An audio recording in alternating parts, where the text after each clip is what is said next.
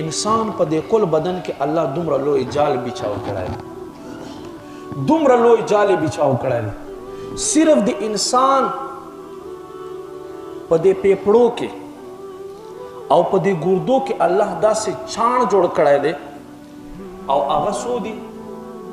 360 چاڼونه الله رب کریم انسان په بدن کې جوړ کړي دي او یو کې له زرو نه زیات سوري دي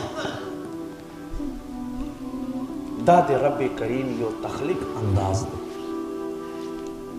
دا اینا چه دی اینا دا په یو منټ کې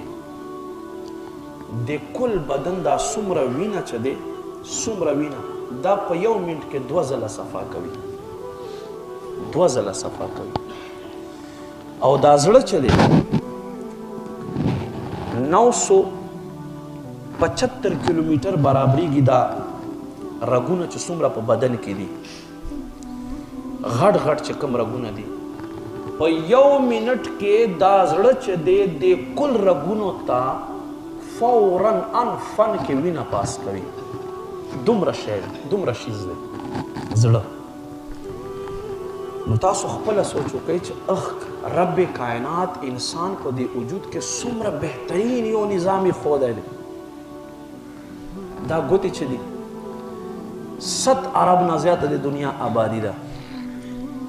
خو 2 انسان به څوک داسې ونه دروي چې دوی دا ګوتو کرښې برابرې وي نو ته به دلته څه وایې فسبحان الله تبارک الله احسن الخالقین پاکی د هغه ذات تعالی چې واړو نه بهترین تخلیق کوي دی د انسان دا مازغه چې دي دومره شانتي دي دنیا داسې کمپیوټر تر اوسه پورې ایجاد نه کړو چې انسان د مازغو ته ورسېږي او چې ایجاد کوي خو هغه به هم انسان که نو مازغه به وي پکې د انسان په دې مازغو باندې الله رب کریم 30 ارب سیلز ایښودي دي 30 ارب سیلز دا 30 ارب سیلز چې دي دا څه کار کوي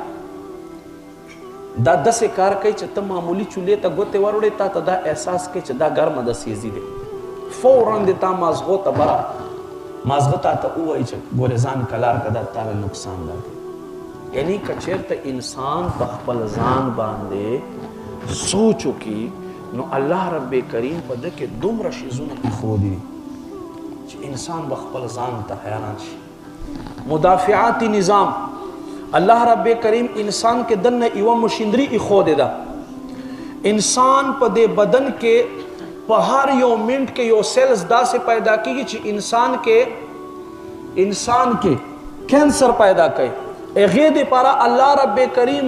نور سیلز جوړ کړي نورې خلیې جوړې کړي دي او هغه په هغه ټایم باندې ختموي او انسان بدن چې دی له کینسر نه بچ کوي داسې یو سیسټم الله په دې انسان بدن کې ایښودی تا ما ته پته نشته دی